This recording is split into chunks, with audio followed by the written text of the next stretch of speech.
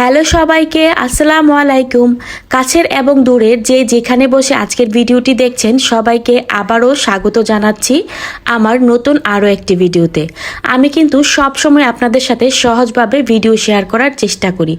আজকেও ঠিক ওরকমই একটা ভিডিও নিয়ে চলে এসেছি। এখানে আমি চাইনিজে যেই চিকেন ফ্রাইটা তৈরি করে, স্পাইসি চিকেন ফ্রাইটা ওইটাই তৈরি করেছিলাম, সাথে চিলি চিকেনও করেছিলাম। তো চিকেনটাকে প্রথমে আমি একটু চিড়ে নিয়েছি, তারপর শুকনো মশলা সব কিছু দিয়েছি সয়া সস, একটা ডিম আর কর্নফ্লাওয়ার সব কিছু দিয়ে আমি এভাবে ভালো করে ম্যারিনেট করে একপাশে রেখে দিয়েছিলাম। তারপর চুলায় পরিমাণ মতো তেল দিয়ে তেলটা গরম করে নিয়েছি এবং মনে রাখতে হবে চুলার আঁচটা মিডিয়াম করে চিকেন ফ্রাইগুলো ভাজতে হবে। তাহলে হবে কি, চিকেন ফ্রাইটা উপরে ক্রিস্পি থাকবে আর ভিতরেও জুসি থাকবে। আর আঁচটা যদি আপনি বেশি দিয়ে ভাজেন তাহলে কিন্তু উপরে কালার চলে আসবে, মাংসটা কিন্তু ভিতরে একদমই হবে না। আমার এই চিকেন ফ্রাইটা কিন্তু একদমই চাইনিজের মতো হয়েছে, আপনারা দেখেই বুঝতে পারবেন। আবার খেতেও কিন্তু ঠিক চাইনিজের মতোই স্বাদ হয়েছিল।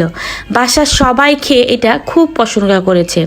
তারপর আমি এখানে চিলি চিকেনও করেছিলাম। চিলি চিকেনের জন্য প্রথমে আমি পেঁয়াজগুলোকে কিউব করে নিয়েছি এবং চিকেনগুলোকেও সাইজ মতো কেটে নিয়েছি। তারপর এখানে আমি গোলমরিচের গুঁড়া, সয়া সস দিয়ে ভালো করে এবং একটা ডিমও দিয়েছি, দিয়ে ভালো করে আমি এটা ম্যারিনেট করে রেখে দিয়েছি।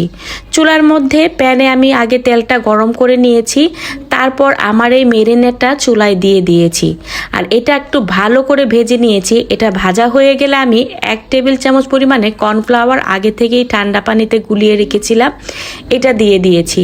আর এখানে আমি কিছু রসুন কুচি এবং আদা কুচিও দিয়েছি। মনে রাখতে হবে যেহেতু আমি এটাকে ডিম আগে থেকেই মিশিয়ে নিয়েছি, এটাকে কিন্তু একটু ভালো করে ভেজে নিতে হবে। তারপর আমি এখানে দিয়ে দিয়েছি বাটার।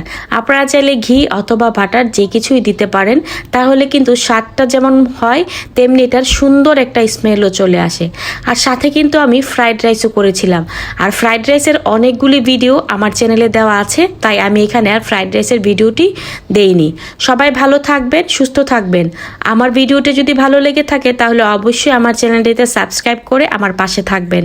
সবাইকে আবারও ধন্যবাদ জানাচ্ছি আমার ভিডিওটি দেখার জন্যে। আল্লাহ হাফেজ।